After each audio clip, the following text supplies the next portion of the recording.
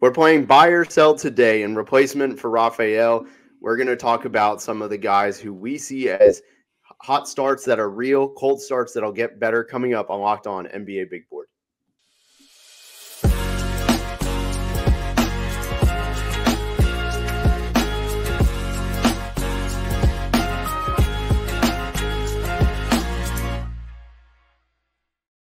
My name is Richard Stamen, joined by Leif Tulane. We are back. We have not hosted an episode, I don't think, in probably 6 months together. Raphael's out of the country, so we're filling in for him. You can find me on Twitter at MavsDraft. You can find Leif on there at Leif Tulane. We are going to talk today about some buy or sell, who we see as the hot starts are real, the cold starts aren't, or the hot starts aren't real and the cold starts are real. So we're going to get into that. But first, today's episode is brought to you by Game Time. Download the Game Time app, create an account, and use code LOCKEDONNBA for $20 off your first purchase. And as always, thank you so much for making Locked On NBA Big Board your first listen of the day. We're in the start of December. Draft season isn't at its sexiest time, so we really appreciate your support. The show has grown so much over the last 2 years. We've been doing this 2.5 years, actually. We started the Cade Cunningham draft, and we greatly appreciate that. So, Leif, I know you're a little bit under the weather today. So let's do some buy or sell. We'll start, just going a little bit deep into a couple guys we see starting hot, some of these guys that we see who have started cold. And then we're going to do some rapid fire at the end of this. Do some hey, these are some names who have started hot. They've risen on some early draft boards. Where do we see them as? Is it an overreaction? Is it the right reaction? So let's start with a guy that I think both of us have had mixed feelings on back and forth for a hot start, and that one's Cody Williams at Colorado. He is off to a killer start. 14 points a game on 62% shooting, 3.5 rebounds, 2 assists, 1 steal, 2 turnovers a game. But that is just ridiculous efficiency. He's had some really big games against, most recently actually, against Pepperdine at 21 points on 9 of 13, against top 25 team, barely lost against Colorado State. He had 21 points on 8 of 12. It's just consistent, high-level performance, and we haven't seen that. We didn't see that really in the USA FIBA event. What have you thought about Cody Williams so far? He's been an interesting watch where I feel like his numbers are very, very impressive, and the watch is a little less impressive. But you can't argue with a true freshman putting up those type of numbers, especially against the caliber of opponents. They lost in overtime to Florida State, a game which Colorado, I think, probably should have won. KJ Simpson, another guard in Colorado, kind of tossed that one away. And then they lost against a very good Colorado State team, in which he shined as the most NBA ready player on that court as a true freshman. I've been impressed with his intermediate game more so than the 60% from three like that. Obviously, there's going to be some sort of regression, but it's impressive he's been able to put the ball in the hoop from downtown. But he uses his height well. He uses his body well to get to position on the court where he can use that length and athleticism. The playmaking is an interesting thing at Colorado. It's a pretty my turn, your turn type of offense. You're not seeing a ton of great decision making, but he shows flashes of it, and he's got an intriguing skill set. So the fact that he's having a good start is encouraging. I'm not ready to go, I'm all in, but I'm more in on what he's done than I am with just about all the other freshmen that came in as equally highly touted or more highly touted than he was. Yeah, I completely agree. I mean, you look at just Colorado's. They've been good, but with Cody Williams, he started, like you said, 60% from three. It's, for those who don't know, 6 of 10 from three. Like, that sample size isn't real.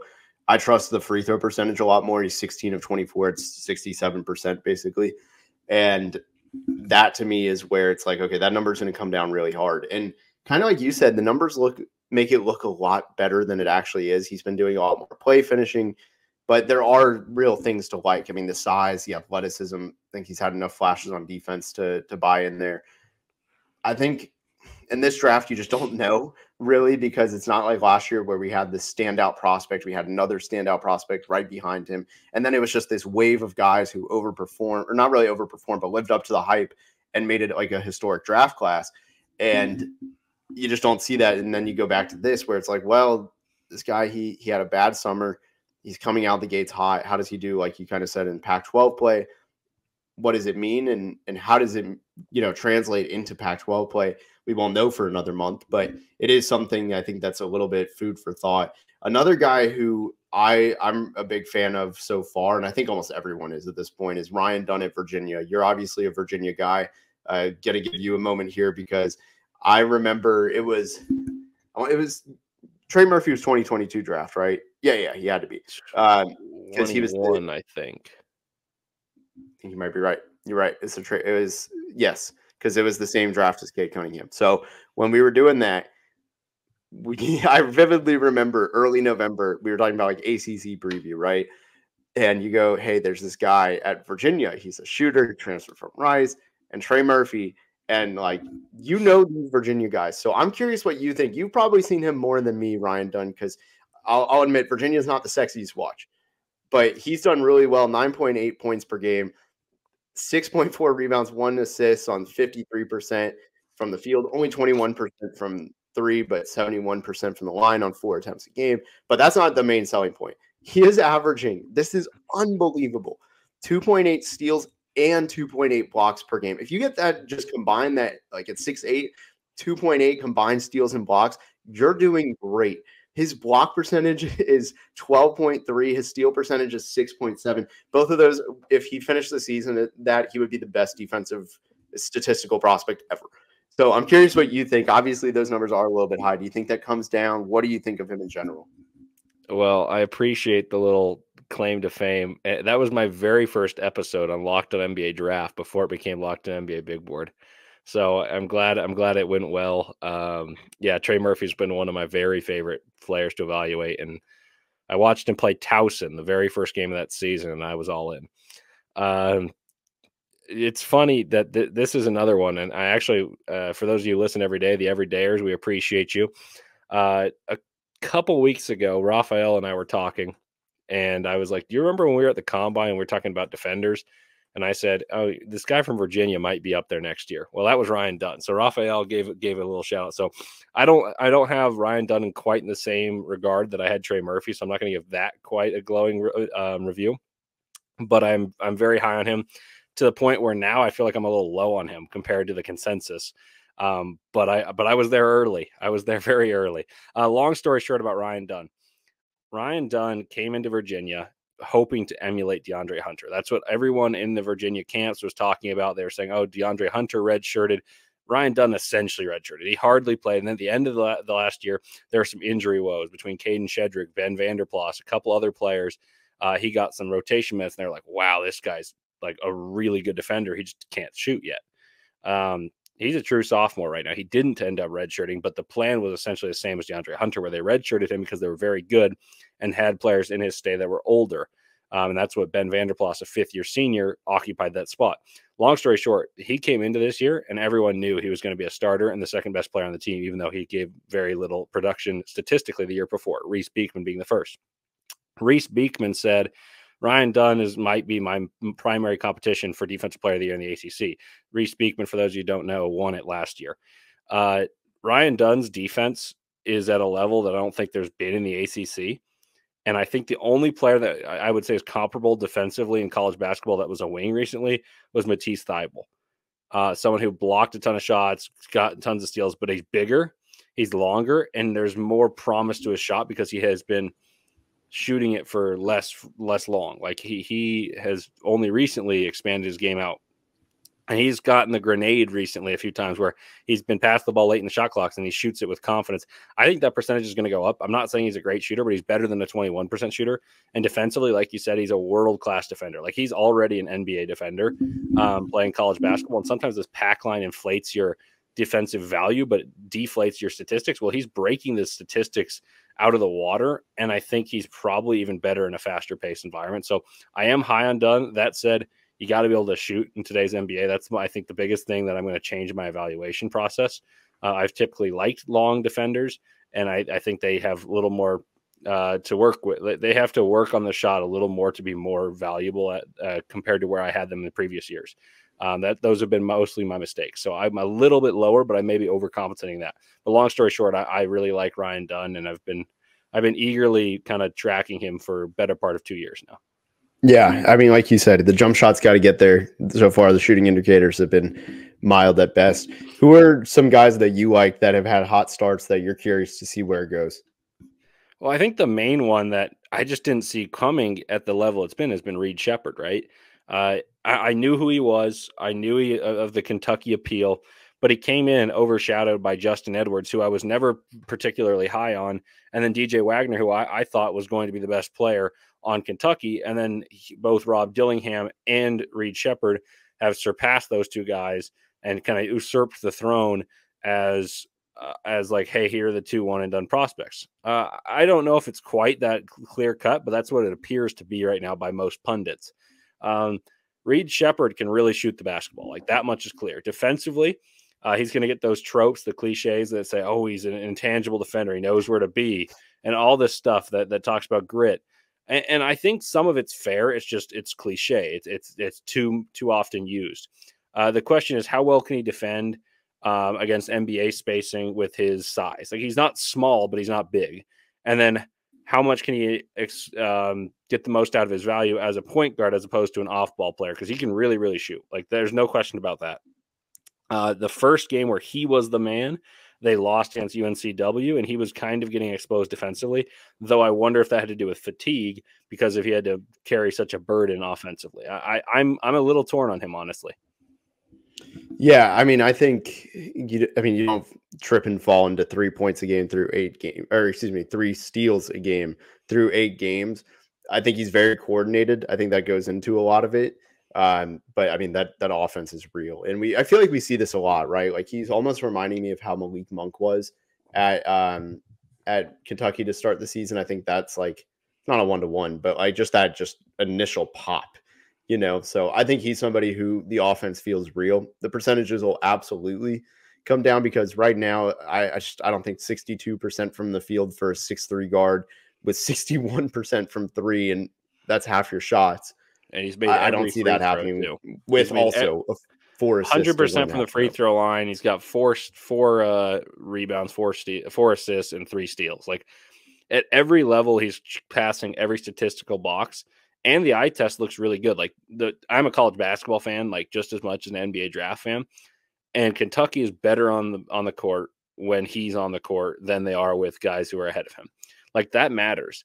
The question is now, what are you drafting him to be? Like what would you, if you're a team drafting, let's say 10 to 20, and he's on the board, you're probably not drafting him to be a franchise player. You're not drafting him to be a transcendent piece. But what are you drafting him for? And I can't quite figure out that question yet. Like, is he Tyler Hero, who is it's an easy comparison because they went to Kentucky. They're both white. I don't know. I don't know if he's quite got that game. Yeah, I don't know who he compares to. I think he's tough. Like, if you're drafting him to be a microwave scorer off the bench, you're probably fine at this point. If he's very good at that role, he's probably 20th pick. But I think he's somebody where I'm at. My personal take is, let's wait and see. Like, you got to wait and see until the SEC play starts, because I mean, I know he did well against Miami. That was a really good test, but at the same time, like, you got to see it night in, night out, find those holes, because it's very easy to scout a player when all they do is shoot the ball perfectly, almost, relatively speaking. And when you see them just start missing, like, let him go 1 for 10 one game, and I think we'll get a lot better of an idea of just how he impacts the game when he's not scoring. So that I'm kind of in the wait and see stage. Who's another guy for you that has started off really hot, and then we'll move to some of the cold guys. I've been impressed with Jacoby Walter. I know there's been some games that are better than others, but when you play well against the best competition, it makes me believe that you have the capacity to do things that very few do. He scored in his debut 28 points against Auburn, who I think is a borderline top 25 team. And then he's been good in other high major games. And then some of the lower major games, he just looks a little complacent. I really think that you got to evaluate talent as opposed to consistency at times. And especially with freshmen who are on good teams, like Baylor's number 6 in the country. And he's their best player, but he's fitting in a role and he's got to fit in. I think I made this mistake with Keontae George, who last summer I was like, oh, he's a top 7 pick because he reminds me of Jamal Murray from what I saw at Global Jam. And then I nitpicked what he did inconsistently in certain games, even though there was tremendous talent and shot making. I think he's got some of those qualities where you just can't overlook sheer talent. And he's done it at a level where very few in this draft class that we've all labeled as weak have demonstrated. So I would say that he's got some stuff that I think is real. And even though there's been some inconsistency littered throughout his season, I'm going to stand on the real side of it as opposed to, hot start. I think it's going to fade. Yeah, I think so too. I think for me, I've seen him now for a while. He's from the Dallas area. I saw him play against Caleb Foster last year in high school, and he's gotten so much better. I think he was probably the best player on the court that day, and he's just gotten significantly better. The jump shot's gotten real better. The pull-up shooting is so much more smooth. I just feel like someone like him, it's going to be tough to see him not turn into a two-way guy. Just watching him come off of screens is really impressive. Just an off-ball player, can create his own mid-range shot. Kind of like you said, you kind of just have to evaluate the talent, not the consistency. I mean, I watched the Florida game recently, and that was probably his least effective game because of foul trouble. And he was still just so impressive when he was in. He didn't really do a ton in terms of playmaking or anything, but like the raw talent of a potential 3-level scorer, it's always going to be appealing. Let's talk about some of the cold guys, but first, want to talk about FanDuel real fast. Right now, new customers get $150 in bonus bets with any winning $5 money line bet. That's $150 if your team wins. If you've been thinking about joining FanDuel, there's no better time to get in on the action. The app is so easy to use. There's a wide range of betting options, including spreads, player props, over-unders, and more. So visit FanDuel.com/locked-on and kick off the NFL season and also the NBA season as well. Obviously, the NBA, NHL, and NFL are all in full swing right now. So FanDuel is the official partner of the NFL. So thank you for joining back with us on Locked On NBA Big Board. Let's get to some of the guys that have gone a little bit cold, right? Where they had these high expectations. They started slow. I'm going to cheat and use somebody here that I think started pretty slow, but he kind of picked it up in the last week. And that's Riley Kugel. He is somebody that it was rough. The first 5 games or so were pretty bad against all the way through Pitt. And something just clicked. The first 5 games was just rough. 11 points a game, 36% shooting, 21% from 3. And also he changed his shot mechanics a little bit, which I don't like. But the last 2 games against Baylor and Wake Forest, who I think are a legitimate competition. I mean, obviously this is going to sound good because he had 2 really good games, but 24.5 points, 7 rebounds, 56% shooting. Like, he looked the part again. He looked like that guy we expected to take that jump. I obviously think we have those 2 games to go off of, whereas the first 5, I still would have given the same answer, but now that we have some evidence, I think he's real. I think he's going to make that jump where, I mean, right now, I don't even know where he is on ESPN Sport. I was looking. He's at 50. I finally found him, actually. He's at 50. There's no way, I think, that the next update he's below even 25. What do you think of Riley? I've been high on him for a long time. He was someone that I had before he pulled out of the draft last year in top 20 in my draft class, my draft board as a freshman, just on the sample size of when he was the man playing after Castleton got hurt for Florida. I don't remember the exact timeline, but if you go through my Twitter and look up Riley Kugel, there's something early where I saw him play an AAU game. And I was like, oh, wow, this guy's under recruited. And it didn't mean very much, but I've always liked his combination of skill and athleticism. I think too many players that get recruited highly are one or the other. And he had a fluidity about his athleticism that was functional. And that's something that I admire in his game. And I think the shooting, I did notice his shot looked a little flat in one of the games I watched. But I buy his ability to score. I think a lot of his lower percentages that you saw last year were due to forces, being the man, not being accustomed to that. I think he's going to develop playing with more competent competition, competent teammates and better competition. I think he's going to be someone who goes in the top 20. I'm pretty set on that, especially because last year's class was regarded very highly. I had him top 20 before he withdrew, and this year's class is not regarded highly. We talked about picking a lot of issues with even players that were higher on. Like we talked about issues that Reed Shepherd and Jacoby Walter have. If we're going to be nitpicking some of those guys who have really exceeded expectations, I think it's likely that a guy like him will regress positively to the mean, and he'll be a top 20 type of player. Yeah, I think that's completely fair. I had him as my number one returning sophomore, a returning player, I should say. And those guys usually do really well on draft night. And Ryan Dunn might surpass him at this point, but number 2 isn't bad. So who's somebody that you have? I'm trying to stick to college, but I'm just foreshadowing here, but it may not be someone in college for me, even though I'm going to break my own rule again. But who's somebody else you have that started cold that you're curious about where they're going to end up for the rest of the year? Yeah, that's a good question. I think one guy. Okay, I've got 2 more sophomores actually. I couldn't decide between which 2 to go with here. The 2 sophomores are Tyrese Proctor and Donovan Clingan. The difference between the 2 is that one of them's coming off an injury, and that's Clingan. And so I feel like people have been less critical of what he's done. And obviously the newest news is that Proctor got hurt against Georgia Tech. So that may stunt his growth here, but we'll talk about what happened prior to that.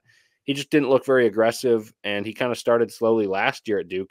And then once he became what I would say was the best player on the team in Duke that made a furious charge, became one of the real threats to win it all, even though they lost in the second round. A lot of people really liked what they did. Their Ken Palm numbers were through the roof offensively and defensively the last 15 games of the season. It was because of Proctor's growth. This year, I didn't see it, and maybe it was just that they had a lot of growing to do. But typically, if a returning point guard who's a lottery talent is there at your disposal, that type of team runs well, and I was unimpressed. But he'll have time to change it, assuming he's able to get back from injury. As for Clingan, I think injury does matter, but I also think that he was able to dominate a lot on energy. Playing behind Adama Sanogo, taking advantage of inferior competition, either backup bigs or tired competition, because of the work of Adama Sanogo, who ended up winning the Final Four Most Outstanding Player. So I'm a little lower on Donovan Clingan than I thought I would be coming into this year. I just haven't been terribly impressed, but I think he's got a room to improve. And I do think big guy foot injuries worry me a little bit, but he's still moving well. So the fact that he's moving well impresses me, but I will temper my expectations just because I don't feel like he's been even a top 2 player in UConn thus far.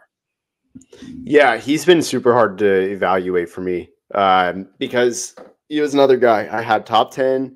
I thought all the things were there, especially coming off the championship. I thought it was obvious. I wanted him to be in that draft last year, but it made sense. Come back. Sanogo's gone, like you said. He hasn't capitalized. So that's an interesting one.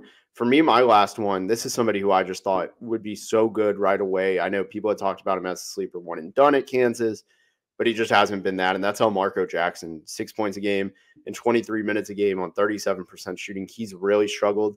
Did you get to watch him at all in high school? No, I did not watch him much in high school, but I am not impressed. I saw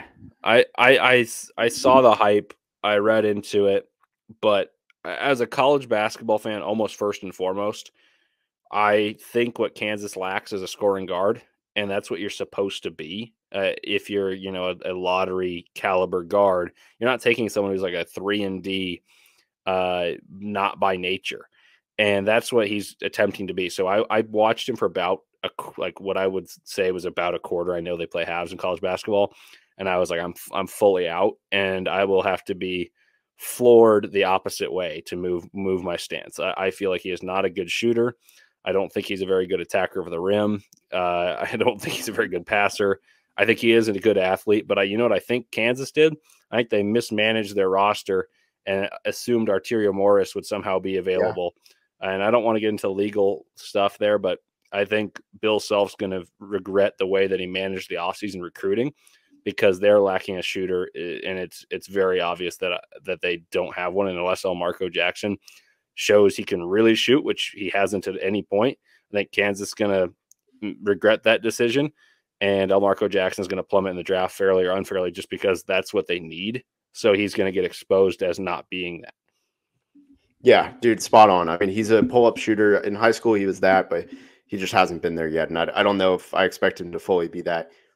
just kind of player going forward. Coming up, we're going to do some rapid fire on some guys that we see that have had some really hot starts that we didn't get to talk to in those first 2 segments.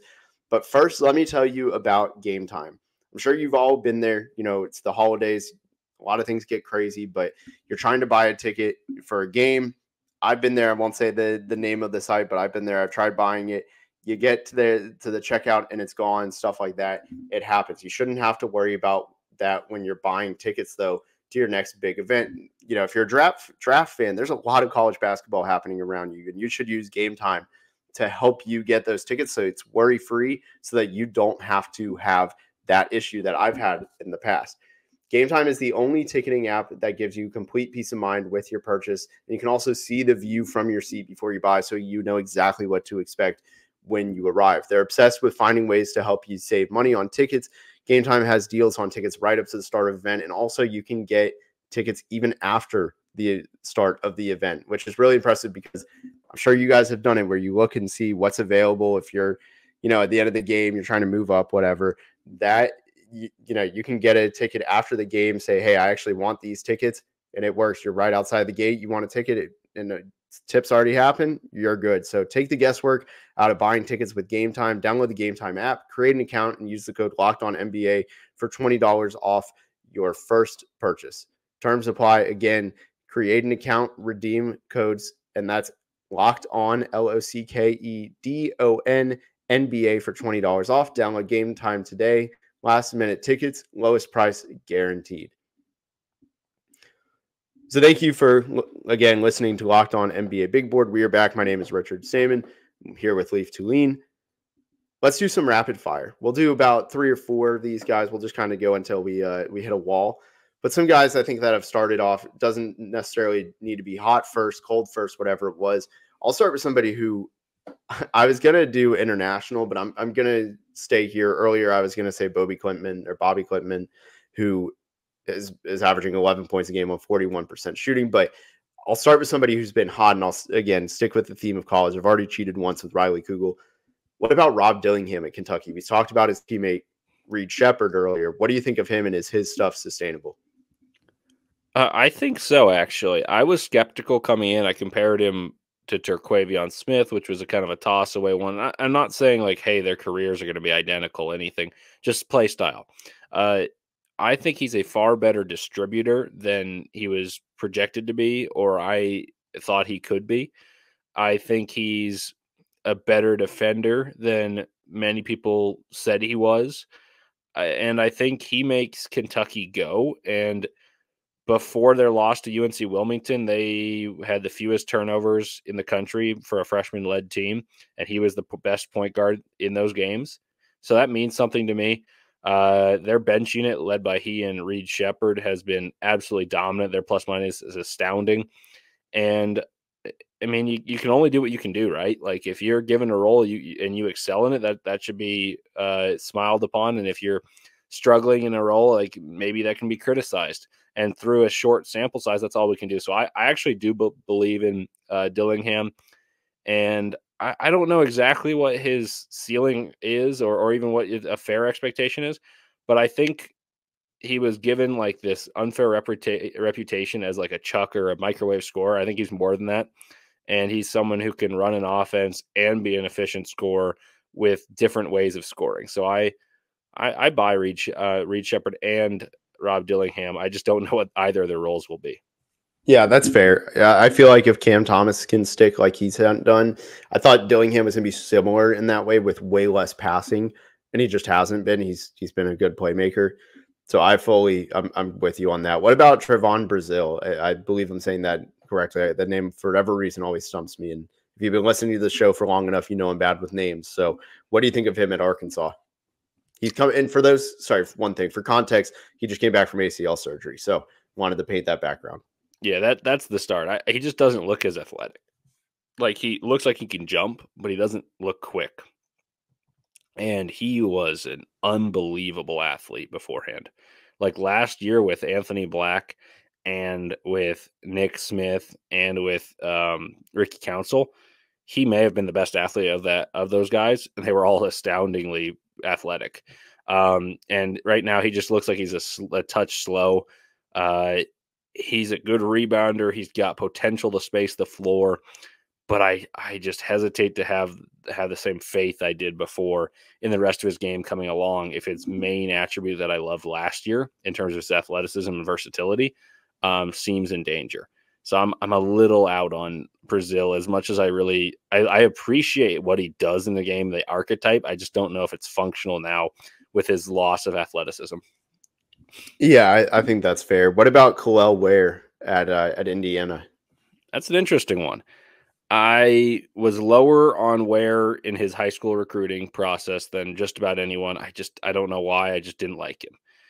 Right now, he's the best player in Indiana, who's an all right team. Like many people would have thought there's a chance that either of his front court companions would be better in college, and maybe Mbako could be a better freshman, better draft prospect as a freshman than Ware as a sophomore. I think he's made himself into a top 20 caliber pick, but I'd be hesitant to pull the trigger if I were a GM, just considering last year his knock was he didn't try hard. And then Mike Woodson, his coach, is like, well, I can dispel any rumors. He tries really hard, but I did hear that. Like it doesn't help your case if your coach who takes you out of the portal is like, well, we wanted this talent, but yeah, it's true. He didn't try hard. So I'm curious to see what he turns into in Big Ten play and how real his shooting is. If his shooting ends up being real, then I'm a little more positive right now on Tankathon. He's projected 14th. He's shooting 55% from three. I anticipate he's going to end up around 35%, and even then, that's probably good enough. And in a not great draft, top 20 is fine. I don't love it. How about you? Yeah, I don't know what to make of him, man. Like the production is real. He has looked like the prospect we thought he'd be coming into Oregon, but sometimes those labels that he got there don't escape you, and I just don't know. I feel like sometimes we can't see any flashes of it. Like it's almost like when Aiden got just absolutely destroyed by Buffalo, right? That kind of stuff held around for a while, and then it translated to the NBA. Can he avoid slipping? Like he's had a nice start, but he's almost on my wait and see. I got one more guy for you, and then I think I don't know if you had anybody you wanted to throw out, but this is a guy we saw at the combine. He returned. I think both of us got to talk to him. We liked what we saw as a person from him and the intangibles and everything. I'm curious what you think about his pretty good start, improved offense, and that's Dylan Mitchell, who also shot the lights out of the combine relatively. Yeah, I really liked him as a person. I think that was one of the most enjoyable interviews. I think it was the right decision to come back, but I was shocked when he made it. I remember telling you at the combine that I thought he'd go first round. I thought that Peyton Watson, because he'd been proven like that type of player could work, even though little production before, that paved a way for him to move on. And once he hit that 1-3, I thought he would shut it down. When he came out and warmed up for the second game, I was like, man, that's awesome that he did it. I'm not sure I would have. As to answer your question of, do I buy what I've seen this year? I'm not sure. Like he's got a bigger role on a team that is finding an identity. They're not great, but they are talented. So the fact that he's scoring 12 points a game, he's providing all the energy. I have no doubt about his character after talking to him. He's shooting 54% from the free throw line, hasn't shot really any threes. I mean, technically he's shot one or two, but he's shot 1, 2, 3, 5 threes at this point, and he hasn't made one. Yes, he's not going to space the floor, but I think there is a way in the NBA, and I think he should come out this year because it's not a great draft. But like I told you, I think my big switch I'm going to do is you have to be able to shoot to some degree. And I think there's a lot of guys that are athletic defenders in this class that can't shoot. So I think that may actually help him. But I just don't know. I don't know how high he can go if you have such a glaring deficiency, no matter how much he improves elsewhere. Yeah, I think that's fair. I got one other guy for you. I was torn between these two freshmen. One of them is, I think one of them has had a significantly worse start than the other. I was going to say Garway Duel, but I thought about this guy instead, and that's Xavier Booker at Michigan State. We never really got to see a lot of him because he's not going to go to the league. He's not going to go to the draft as a freshman. I watched his scrimmage against Michigan State because I was just craving college basketball. It was like an inter-squad scrimmage. And I was like, man, I can't wait to watch Michigan State. Like, we got this 5-star freshman who's being compared to Jared Jackson. Let me watch him. Let's see what he's all about. And I was so disappointed. And I was like almost like saddened because I thought Michigan State could contend for a championship if they had a guy who could space the floor and block shots along with their veteran guards and just kind of more rugged big men. And he's just a baby gazelle. Like he's not fluid. He's not strong. Yes, he can shoot, but there's no way he's playable at the college level at this point. So how is he playable in the NBA? Like, he could be in a long-term development, but I don't think he'll go out. I wouldn't be surprised if he transfers, or maybe he'll be a breakout next year. Let me fire one back at, or if you want to add something, I got one or two to fire back at you though. Okay, I've talked to Raphael about him. I'm fully out on Justin Edwards. I watched his scrimmage on inter-squad scrimmage, blue and white for Kentucky, and I watched with one of my very good friends. And I said, man, he can't dribble. I didn't watch much high school of this class, so I didn't know the reputation. I just knew who was supposed to be good. Whereas last year I watched more high school, and I was like, oh, this guy could be number one. Everyone's telling me that, and he can't dribble. So where are you on him? Like, I'm fully out just on that clip, and then I've watched Kentucky play 3 times. And what is he, an energy guy who gets tip-ins and runouts? Yeah, I liked him in high school. The athleticism popped so much, and I think he was just so much more physically dominant that he could make up where guys wanted to reach on him. And he played decent. Like, EYBL's pretty tough, right? And he played pretty well there. He was able to get to the rim, but a lot of it was because he would dribble and these guys would reach, and then all of a sudden he just exploded, right? And that's not something that always translates up, where guys take advantage of your bad handle and sometimes they miss.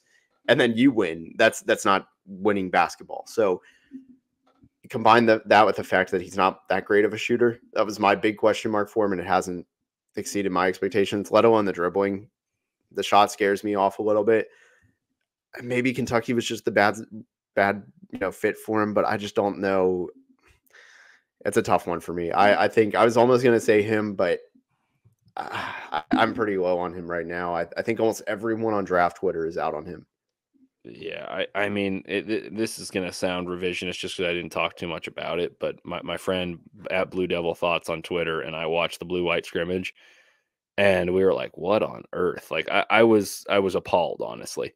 And I hope I'm wrong. I hope he really progresses, and I never want to root against him, but I just, like, when I saw he went 0 of 6 against Kansas, first off, 6 shots if you're going to be the number 1 pick in the draft, like, that's what you're touted to be. That's hard to believe that's what it's going to end up being. One more for you, whose first game was actually great. Yves Missy. He's someone that I just like the makeup. I like the way he moved when I watched him play at the beginning. Before I really knew who he was, I was like, man, I kind of like this guy in his future. And I didn't think he was quite a one and done. And then about 5 minutes before he had his awesome like sequence where he got a block and a run out dunk, I started to think to myself, what bigs in this class are more fluid and have more potential than this guy? And I couldn't really come up with many. So I started convincing myself on him, and then he had an awesome play. And I know that's like a bang bang sequence, and your eyes like want to remember that. And I've watched him since, and he's been solid but unspectacular. What are your thoughts on Yves Missy? Yeah, I mean, this is a lame comparison, but I mean, he's kind of what Jonathan Tchamwa was in a way before his injury. Not like 1-to-1, but I think that energy, like that same role. And I really liked him a lot, JTT. I'm not going to say that. I'm not going to say it twice. You got it right. Again, you got it right. I know I did. I just, again, knowing how my history is with names, I'm not going to risk ruining that 100% success rate. So, but with him, though, I mean, I really do like the athleticism, right, with Yves Missy. And I think the athleticism's there, just that productivity. He's a good rebounder. The size is like fine, but the athleticism makes up for it, right? Like, one of the things I always remember hearing on 2K was, oh, he's smaller than the average big, but his athleticism makes up for it. It was like this cheesy line, but it actually is true. Like, where these guys, especially in this NBA, just looking at the Mavs, right? Like, I am Mavs draft. I have to tie it in. Dwight Powell's 6'9". He's so athletic, and a lot of times offensively on pick and roll, you wouldn't know, like, this was a lot before his Achilles injury. You wouldn't know he was 6'9". You thought he was maybe 6'11", the way he explodes and gets up to the rim. Those guys, that does have real value. So And same thing with like even Trace Jackson Davis last year. He wasn't that big, but the explosion made him always seem so much bigger, and that's valuable. Yeah, Missy, I actually believe can be a top 20, 25 pick just because he averages 2.4 blocks. He's thin. He's kind of newer to basketball. I believe that there's more to work with and more to sculpt than there is with a lot of these other prospects whose talents are more determined. Hey, this is what they are. I think there's more to work with Missy, and that leaves you for risk of missing if he doesn't develop them the right. But I just see this fluidity and athleticism that's tempting. So I'm gonna buy early on Eve Missy. Yeah, good call. And so that was our back and forth on some hot and cold guys. Just recapping in general who started hot in the season, who started cold, and what's real and what's not. Really appreciate, again, everyone listening. My name is Richard Stamen for Leif to Lean. I also want to just give one last message before we are out. If you haven't checked out the Locked On Sports Today, it is the first ever national sports 24/7 streaming channel on YouTube. Locked On Sports Today is here for you 24/7, covering the top sports stories of the day with local experts of Locked On, plus our national shows covering every league. So go to Locked On Sports Today on YouTube and subscribe to the first ever national sports 24/7 streaming channel. Again, for Leif to Lean, my name is Richard Stamen, and we are out. Thank you.